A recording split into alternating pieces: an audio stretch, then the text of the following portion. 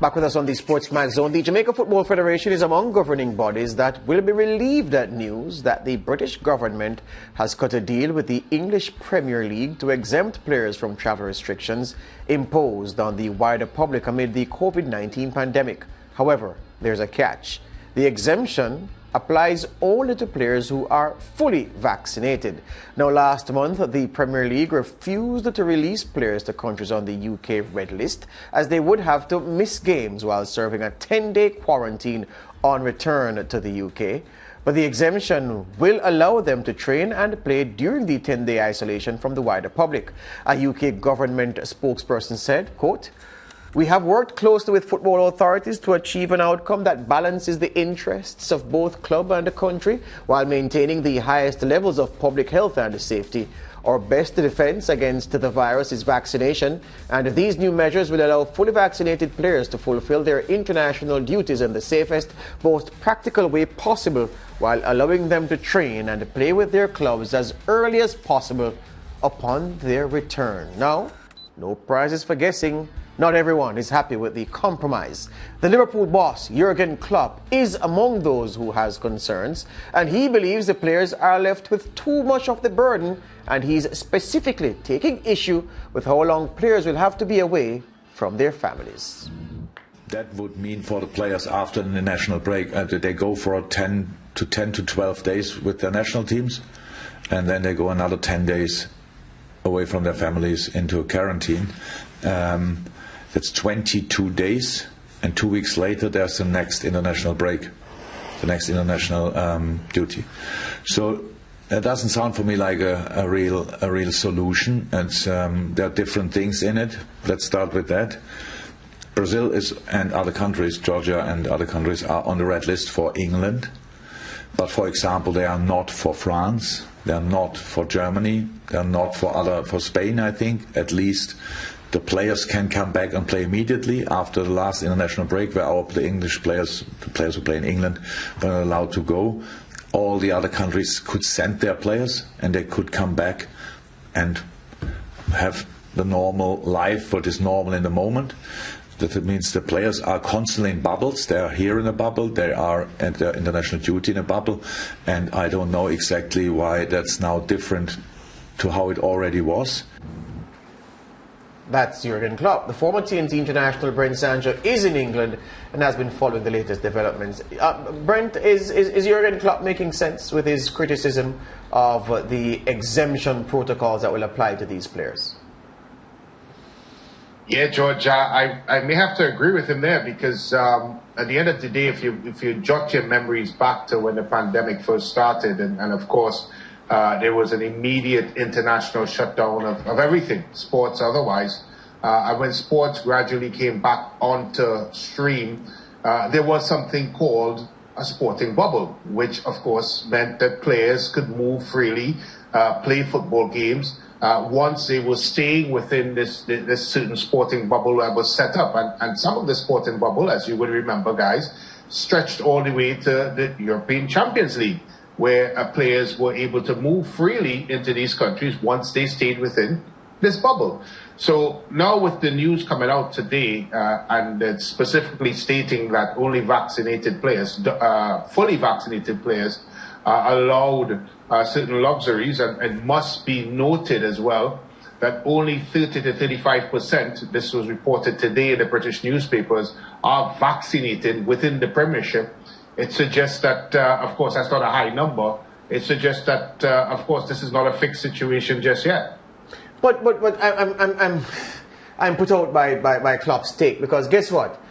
Jurgen Klopp isn't responsible for saving lives. The health secretary, he isn't even responsible for saving lives. Either Sajid Javid is in Britain. The health experts who inform this government policy have put a relaxed protocol in place for footballers because they are worried that unlike Britain, where the vaccination of adults is above 70%, fully vaccinated adults, and the EU has caught up, so it is around about that mark. The countries to which these players are going and the kind of activities these players will be engaged in leaves them exposed to picking up variants that they could then bring back to Britain. That in the past has caused havoc in terms of killing people, tens of thousands of people. So look, Jurgen Klopp is worried about players being in bubbles constantly. It's the nature of the game because we're in a pandemic.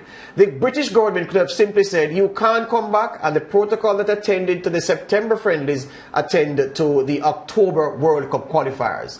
They have made a compromise because their job is to save lives. Klopp's job is to coach footballers, win football games, have footballers back happy.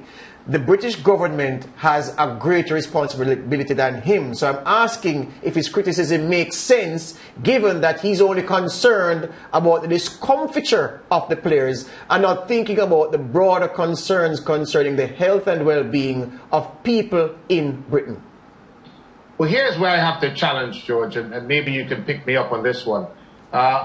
Because here in the Premiership, they are suggesting that players stay and live in a bubble. That is what is suggested with all Premiership players, that they stay in a bubble, which means that they are only to, of course, start to mingle within their families, within certain sectors. They're checked. Of course, they're tested very often, etc., etc.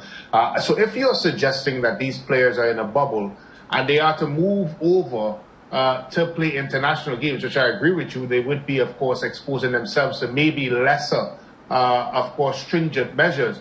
But when they come back, don't they not go into this bubble that they're supposed to be in, which means that they would stay within a certain parameters? I think that's the part of it that's kind of... But the thing is this, nothing is wrong with that reasoning, Brent, but the thing is this, that divide, when they are out of the British Isles and you go to a transit airport in Sao Paulo, for instance, or you go to one in Buenos Aires, then you go into the country itself to play, and then you know how players are, family and friends will come to see them. You don't know how secure that bubble is that they are in Argentina. So when they come back, you want to have almost like a halfway house system where you have them in a period, they are in this halfway bubble where you can test them and everything, and then when they pass and clear those protocols, they return to the Premier League bubble they were in. And I'm saying that I can understand Klopp's frustration, but the government's consideration is greater than his, because, Brent, if one Premier League footballer comes back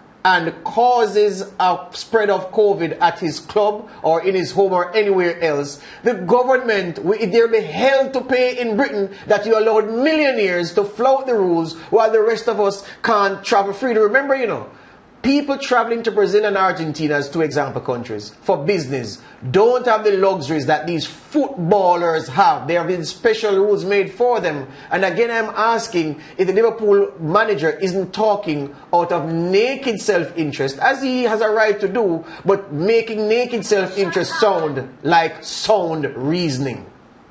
Yeah, look, I think one of the things that he has a big problem with is the type of isolation. I think that's basically what we're pointing to. He is suggesting that they should isolate in a normal Premiership bubble, which is inclusive of their families, etc. Now, George, here's where I will take you up on this.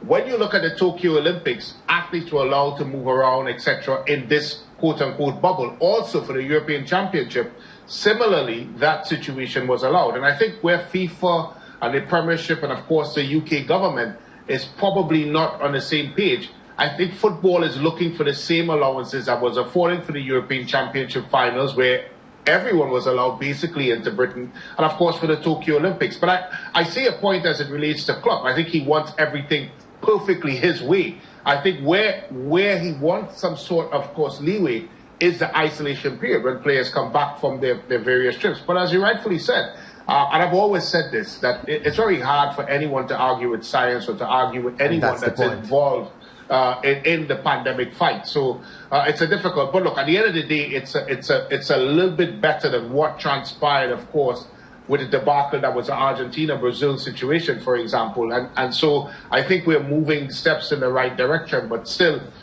Still a long way to go. Yeah, and you know, he made a funny point about, you know, somebody opening the door and say, hey, what about the footballers? And coming up with a Hiram Scarum idea to cure the problem. The fact is, though, that you mentioned the Tokyo Olympics and the European Championships. Remember that most teams in England, for instance, they played, what, one game outside of England. They basically had a home tournament. And most of the teams traveling were traveling within an EU space that vaccination was high.